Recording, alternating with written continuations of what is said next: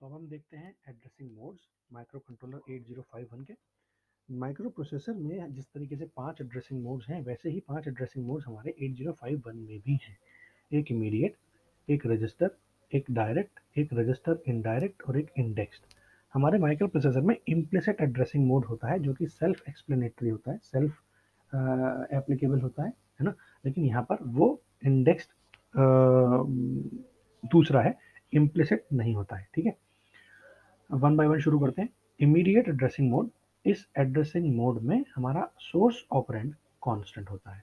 ठीक है, source operand constant होता है, इसका मतलब क्या है कि जैसे कि हम इमीडिएट एड्रेसिंग मोड में कोई अप्लाई करते हैं, तो हम ये देखते हैं कि जो भी हमारा असेंबलर है और प्रोग्राम हमारा असेंबल्ड होता है, उसमें operand just after the op code मुझे मिल जाएगा, और उस ऑपरेंड को हम हैश साइन के साथ लेंगे।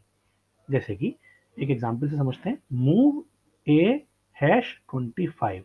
इसका मतलब क्या है, एक्यूमुलेटर के अंदर, ए के अंदर ये इमीडिएटली 25 डेटा को लोड कर दे।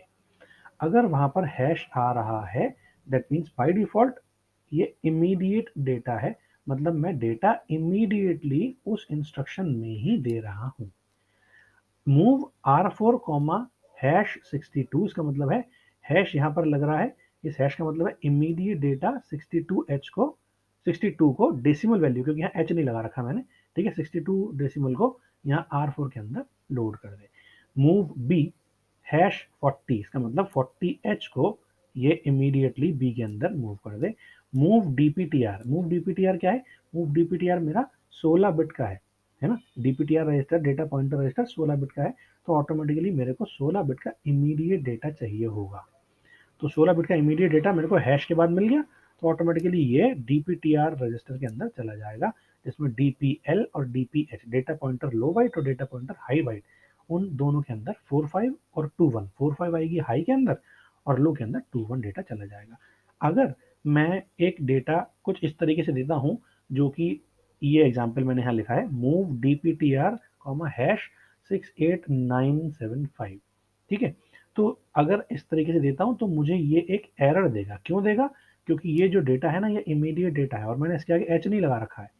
अगर एच नहीं है, इसका मतलब ये बाइनरी डेटा है, सॉरी बाइनरी नहीं, डेसिमल डेटा है, और डेसिमल डेटा है तो डेसिमल डेटा में F F F F F में 65535 वैल्यू ही आ सकती है, ये एक एफ एक्स्ट्रा है ना।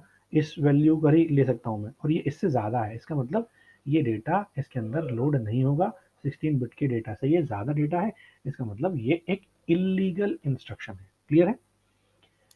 रजिस्टर एड्रेसिंग मोड में हम लोग कुछ इस तरीके से बोलते हैं, बिल्कुल सेम है, रजिस्टर से रजिस्टर में डेटा ट्रांसफर हो रहा है या रजिस्टर से रजिस्टर डेटा ऑपरेट हो रहा है। For example, move A comma R zero, यहाँ दोनों ही ऑपरेंड रजिस्टर्स हैं, दैट मीन्स आर जीरो का डेटा ए के अंदर चला जाए। Move R two comma A का डेटा आर टू के अंदर आ जाए। Add A comma R five को ए के साथ ऐड कर दे और ए के अंदर स्टोर कर दे, है ना। Similarly A comma add A comma R seven को कंटेंट्स ए के साथ ऐड कर दे, या move R six comma A, that means ये ए के कंटेंट्स को आर सिक्स के अंदर। इस तरीके से कई सारे इंस्ट्रक्शंस हो सकते हैं। यहाँ पर ध्यान देने वाली बात क्या है कि अगर मैं सोर्स रजिस्टर और डेस्टिनेशन रजिस्टर्स को हम देखें, तो ये सेम होने चाहिए, मैच करने चाहिए साइज में। अगर मैं आपसे बोलूं कि मूव डीपीटीआर हैश 25F5H, इसमें कोई दिक्कत नहीं है। क्यों, क्योंकि यहाँ पर देखो आप, इमीडिएटली 16 बिट का डेटा है और 16 बिट रजिस्टर के अंदर ही ये डेटा आ रहा है। लेकिन अगर मैं आपसे बोलूं मूव R7 कॉमा डीपीटीआर, तो ये गलत हो जाएगा। क्यों, क्योंकि डीपीटीआर तो मेरा 16 बिट का डेटा है और ये 8 बिट का डेटा ही स्टोर कर सकता है R7।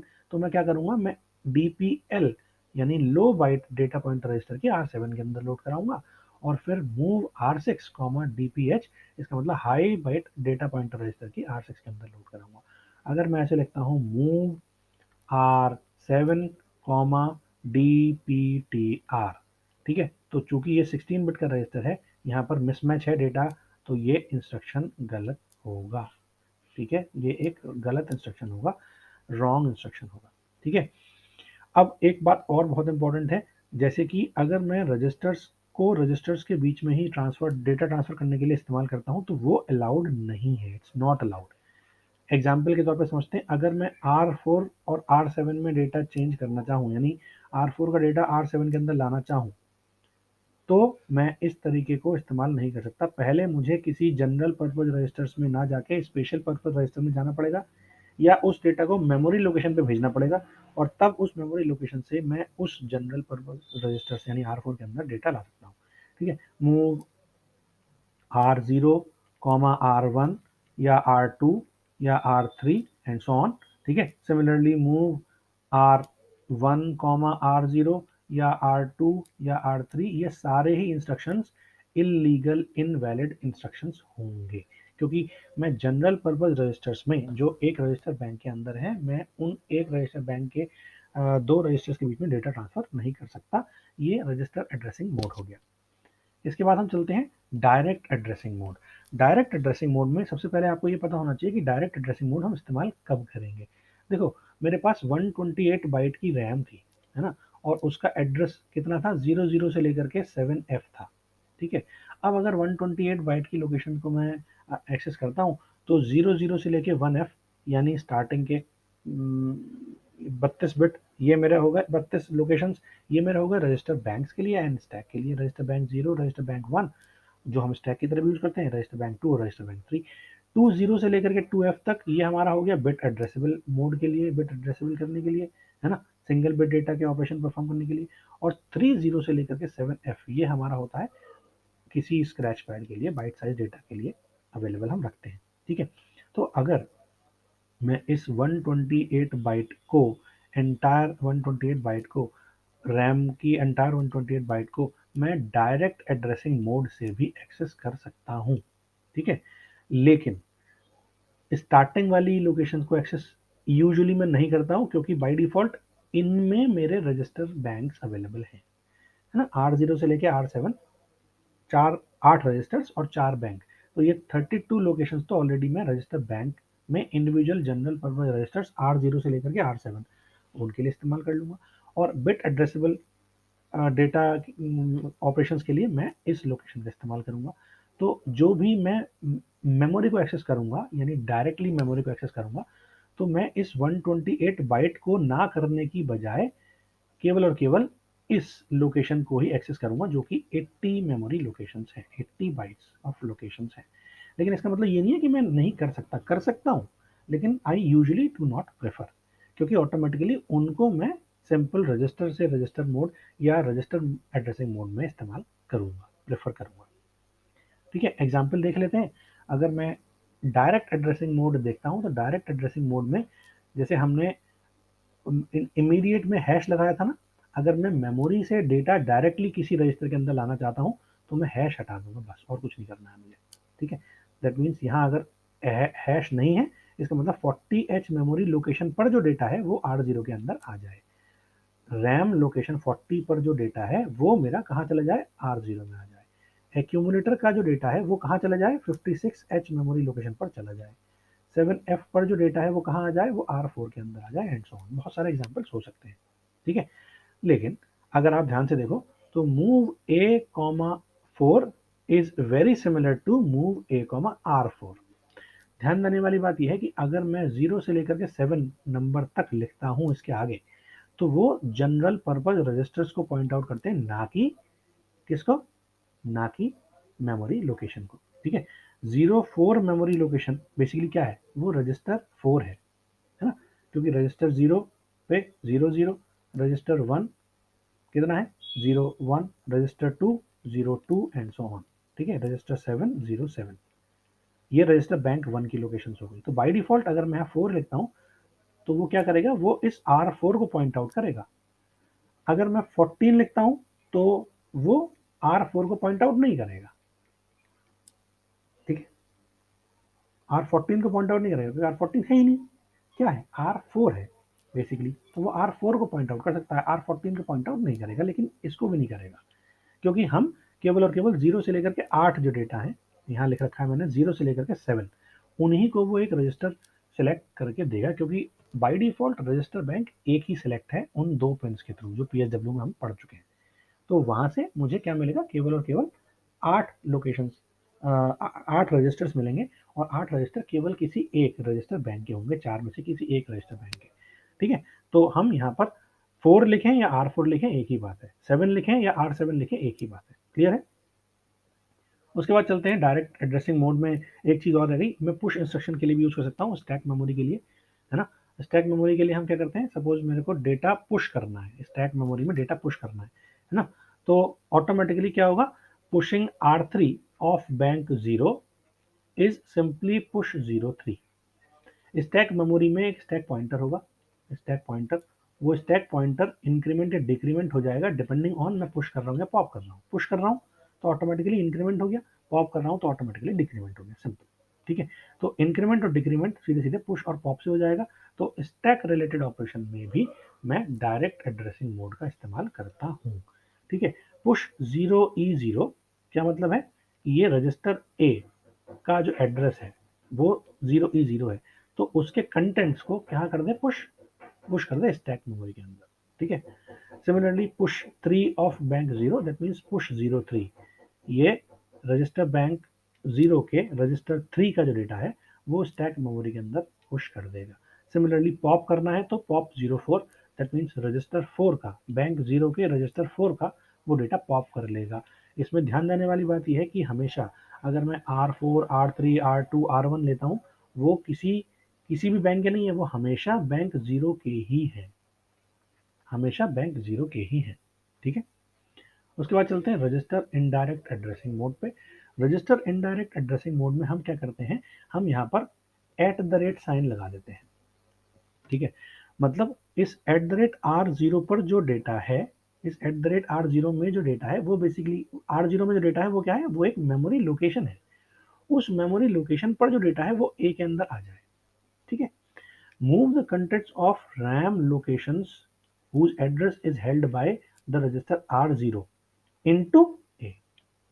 यानी अगर R0, सपोज ये मेरे पास 8 रजिस्टर्स हैं, ये R0 रजिस्टर है और इस R0 रजिस्टर में डेटा है सपोज 32H। तो ये 32H बेसिकली क्या है, ये 32H एक मेमोरी लोकेशन होगी। ठीक है, सपोज 32H मेमोरी लोकेशन होगी। ये जो डेटा है ना, ये डेटा मेरा कहाँ आ जाएगा, ये वाला डेटा मेरा आ जाएगा एक्यूमुलेटर के अंदर। That's it. ठीक है, क्योंकि यहाँ पर मैंने लगा रखा है। से मुझे पता लगेगा कि ये इनडायरेक्ट एड्रेसिंग मोड है, और चूंकि इनडायरेक्ट एड्रेसिंग मोड में मेरे को मेमोरी लोकेशन कहाँ मिलेगी, वो डायरेक्टली नहीं मिलेगी, मैं डायरेक्टली नहीं दे रहा हूँ, वो मेमोरी लोकेशन किसी रजिस्टर के अंदर स्टोर है। तो उस रजिस्टर के अंदर स्टोर है, तो रजिस्टर में जो डेटा है वो एक मेमोरी लोकेशन है। उस मेमोरी लोकेशन पर जो डेटा है उसको हम एक्सेस करने के लिए रजिस्टर इनडायरेक्ट एड्रेसिंग मोड का इस्तेमाल करते हैं। और उसका सिंपल सा एग्जांपल है move A @R0। Similarly move @R1 B, ये बी के कंटेंट को R1 पे नहीं जाएगा, R1 के अंदर जो मेमोरी लोकेशन है उस मेमोरी लोकेशन पर ये डेटा बी वाला डेटा कॉपी कर देगा। ठीक है, R0 और R1 ये दोनों ही रजिस्टर्स को हम साइन से इस्तेमाल करते हैं, बाकी और किसी को भी नहीं करते। ठीक है, अगर मुझे इस्तेमाल करना होगा तो मैं तो R0 के थ्रू इस्तेमाल करूंगा या R1 के थ्रू इस्तेमाल करूंगा। R1 और R0, रीजन क्या है कि R1 और R0 इन दोनों से मैं 16 बिट के डेटा को भी पॉइंट आउट कर सकता हूँ। ठीक है, और उससे हायर डेटा की जरूरत मेरे को पड़ती नहीं है। तो मैं 8 बिट के डेटा को या तो R0 से कर लो या R1 से कर लो, और अगर 16 बिट का डेटा है तो R0 और R1 दोनों का कॉम्बिनेशन इस्तेमाल हो जाएगा। That's it. ठीक है, तो 16 बिट की लोकेशन हो, 16 बिट का एड्रेस हो या 8 बिट का एड्रेस हो, मैं उसको सीधे सीधे R0 या R1 इन दो रजिस्टर से ही इनडायरेक्ट रजिस्टर एड्रेसिंग मोड को इस्तेमाल करूंगा, इसके अलावा और किसी से नहीं करूंगा। ठीक है, ना R2 से, ना R3 से, ना R4 से, ना R5 से, ना R6 से, ना R7 से, केवल और केवल दो रजिस्टर्स हैं, R0 और R1। ठीक है, इसके अलावा हमारे पास लास्ट एड्रेसिंग मोड है indexed addressing mode. Indexed addressing mode को यूजुअली हम तब यूज करते हैं जब हमें सपोज कोई लुकअप टेबल देखनी हो, जहां पर हम फॉर एग्जांपल मेरा डेटा एलिमेंट स्टोर हो किसी रोम के अंदर। रोम मतलब प्रोग्राम मेमोरी के अंदर, जहां पर एक्चुअल में कोड होते हैं। अगर वहां पर भी कोई डेटा एलिमेंट है तो उसको एक्सेस करने के लिए मैं इंडेक्स्ड एड्रेसिंग मोड का इस्तेमाल करता हूँ। होता क्या है, फॉर एग्जांपल मैंने एक स्क्वायर रूट का प्रोग्राम बनाया है, स्क्वायर रूट कैलकुलेट करने का। स्क्वायर रूट कैलकुलेट करने के वैसे तो बहुत सारे तरीके हैं, है ना, लेकिन एक्चुअल तरीका एज सच कोई नहीं है जिससे बिल्कुल एग्जैक्ट डेटा है, तो उससे ज़्यादा बेटर क्या है कि मैं अपने जितने भी नंबर का स्क्वायर रूट या स्क्वायर कैलकुलेट करना है, तो ईज़ी तरीका क्या है कि मैं कैलकुलेट ना करने की बजाय उस डेटा को एक मेमोरी के अंदर स्टोर कर लूँ, और वो मेमोरी को मैं बोलूँ उस लोकेशन को लुकअप टेबल। यानी अगर मेरे को सपोज़ मैंने ऐसे करके कई सारे नंबर असाइन कर दिए और उन नंबर्स पर एक करस्पॉन्डिंग डेटा है, ज़रूरी नहीं है कि ये स्क्वायर का हो, स्क्वायर रूट का हो, कोई जनरल डेटा भी हो सकता है। तो अगर मेरे को उस लोकेशन पर कोई डेटा अगर मेरे को चाहिए, फॉर एग्ज़ाम्पल ये डेटा चाहिए, तो मुझे अल्टीमेटली ये लोकेशन चाहिए। तो इस लोकेशन को मैं ए के अंदर, डीपीटीआर के अंदर, ए के अंदर ये वाला डेटा होगा और उसके डीपीटीआर यानी उस डेटा पॉइंटर यानी ये जो लुकअप टेबल को पॉइंट कर रहा होगा, इसका एक मेमोरी लोकेशन, फॉर एग्जांपल 2000, है ना? और 2000 में 0 लोकेशन पर ये है, 1 लोकेशन पर ये है, 2 लोकेशन पर ये है। तो एक्यूमुलेटर में मैं 1, 2, 3 एंड सो ऑन इंक्रीज करता जाऊँगा, और डीपीटीआर रजिस्टर में क्या होगा मेरा 2000 होगा। तो ए के अंदर अगर मैं डीपीटीआर जोड़ूँगा तो मुझे क्या मिल जाएगी, वो करस्पॉन्डिंग लोकेशन का एड्रेस मिल जाएगा। 2000 के अंदर अगर मैं 2 जोड़ूँगा तो मुझे क्या मिलेगा, 2002 मिल जाएगा। 2002 क्या है? वो एक एड्रेस लोकेशन है, जो एड्रेस लोकेशन पर मुझे कोड नहीं मिलेगा, मुझे मिलेगा डेटा। लेकिन वो मिलेगा कहाँ से? वो लोकेशन है बेसिकली रोम की, ठीक है? तो ऐसे केस में हम यूजुअली प्रेफर करते हैं जब लुकअप टेबल होती है मेरे पास, और लुकअप टेबल के through we can easily use this indexed addressing mode, या इंडेक्स एड्रेसिंग मोड को हम यूजुअली तब यूज करते हैं जब हमें लुकअप टेबल को एक्सेस करना होता है, या फिर रोम वाली स्पेस को यानी कोड वाली स्पेस को हमें क्या यूज करना है, वहां से डेटा अगर हमें फैच करना है तो, ठीक है? तो उसके लिए हम यहाँ कमांड में मूव सी कर देते हैं rather than move. Move C is use because हम कोड सेगमेंट को एक्सेस कर रहे हैं, ठीक है? और कोड सेगमेंट से डेटा एक्सेस कर रहे हैं, इसलिए मूव सी लगाया। तो ए के कंटेंट को मैंने डीपीटीआर में ऐड कर दिया और वो एक मेमोरी लोकेशन हुई। उस लोकेशन पर जो डेटा है वो मेरा कहाँ आ जाए, एक्यूमुलेटर में आ जाए, दैट्स इट। तो वो डेटा, ये जो डेटा होगा, ये वाला डेटा, ये डेटा मेरा कहाँ आ जाएगा, ये डेटा मेरा सीधे सीधे एक्यूमुलेटर के अंदर आ जाएगा इस इंस्ट्रक्शन के बाद। 16 बिट का डीपीटीआर रजिस्टर है और रजिस्टर ए, इन दोनों से हम लोग बेसिकली क्या करेंगे, ये एड्रेस, उस पर्टिकुलर डेटा, जिस डेटा का मेरे को वैल्यू चाहिए, वो डेटा किस लोकेशन पर मिलेगा, वहां पर मैं वो एड्रेस कैलकुलेट करने के लिए मुझे ये डीपीटीआर रजिस्टर भी चाहिए और एक्यूमुलेटर भी चाहिए, ठीक है? मूव सी मैंने आपको बता दिया, मूव सी यूज करेंगे इंस्टेड ऑफ मूव। और मैं 16 बिट के एड्रेस को चाहिए होगा, तो ऑब्वियसली 16 बिट का एड्रेस मुझे कहाँ से मिलेगा, 16 बिट का एड्रेस मुझे मिलेगा डीपीटीआर रजिस्टर से, वो एग्जैक्ट एड्रेस जिसमें मैं ए ऐड कर दूंगा, दैट्स इट, ठीक है? कोई एग्जांपल है लुकअप टेबल के थ्रू, तो मैं सपोज एक एग्जांपल देता हूँ आपको। सपोज मैंने 0 से लेकर के 9 तक टोटल 10 नंबर है और उनके स्क्वायर्स ऐड कर दिए हैं, और उसकी स्टार्टिंग लोकेशन मैंने बोल दी, इसका नाम दे दिया डीबी, ठीक है? ये डेटाबेस, ठीक, और ये स्क्वायर टेबल के नाम से मैंने एक लुकअप टेबल क्रिएट कर दी।